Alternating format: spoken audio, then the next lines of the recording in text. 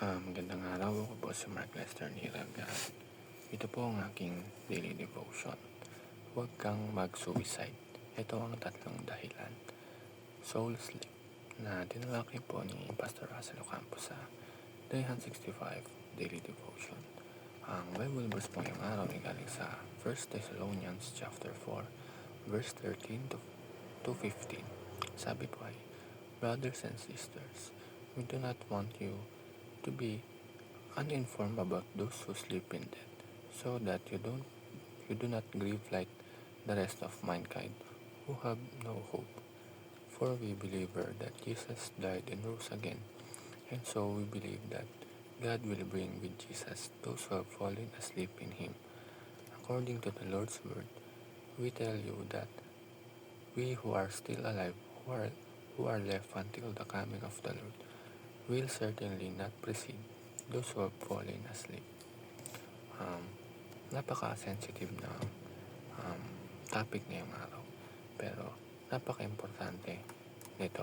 Minsan sa buhay, dumarating talaga tayo sa punto na parang gusto na lang natin sumuko, lalo na kapag mabigat ang problema.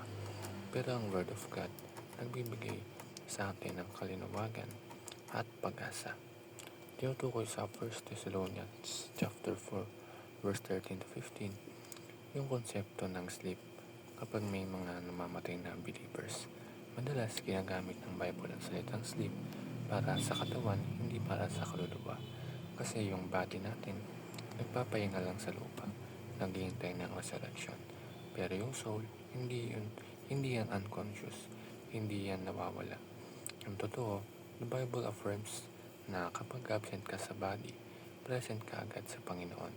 At sinabi rin ni Apostle Paul sa Philippians chapter 1 verse 23 na mas maganda pa nga na umalis dito at makasama si Kristo. At ang first teaching is, suicide does not end consciousness. Maraming nag-iisip na kapag tinapos nila ang buhay nila, matapos na rin ang paghihirap, sakit o ang problema.